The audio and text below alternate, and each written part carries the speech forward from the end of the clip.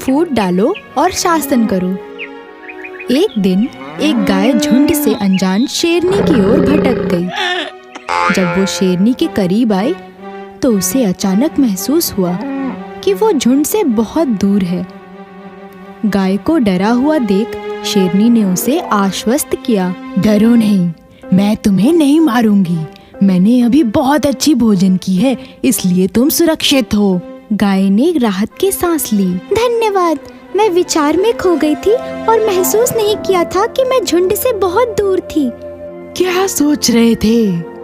इस तरह इनके बीच एक बातचीत शुरू हुई और जैसे जैसे दिन बीतते गए वे अच्छे दोस्त बन गए। महीनों बाद गाय ने अपने परिवार को शेरनी से मिलाया।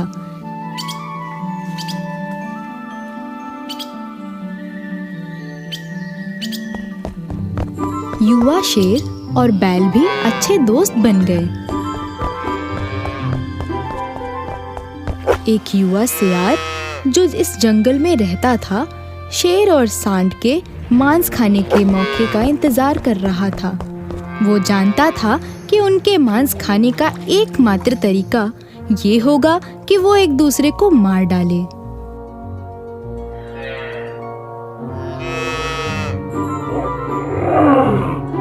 एक दिन युवा सियार ने शेरनी और गाय की मौत की खबर सुनी।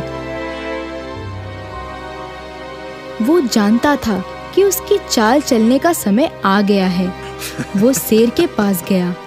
अब जब आपके माता पिता नहीं रहे, बैल सोचता है कि वह आपसे छुटकारा पा सकता है और राजा के रूप में आपकी जगह ले सकता है। मैं आपको सिर्फ सावधान रहने की चेतावनी दे रहा हूँ। आप उसके आचरण में बदलाव देखेंगे।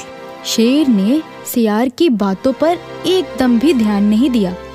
सियार बैल के पास गया। मेरे दोस्त, मैंने शेर को यह कहते हुए सुना है कि आप कायर हो। आपको अन्य जानवरों से बचने के लिए उसकी जरूरत है।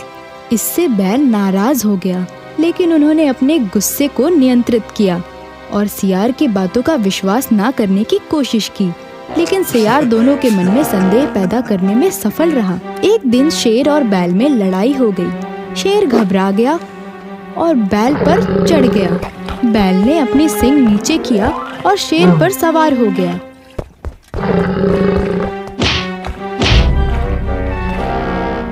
ये लड़ाई घंटों तक चली क्योंकि वो दोनों ही बहुत ताकतवर थे। लड़ाई के अंत में बैल और शेर दोनों ही मर गए।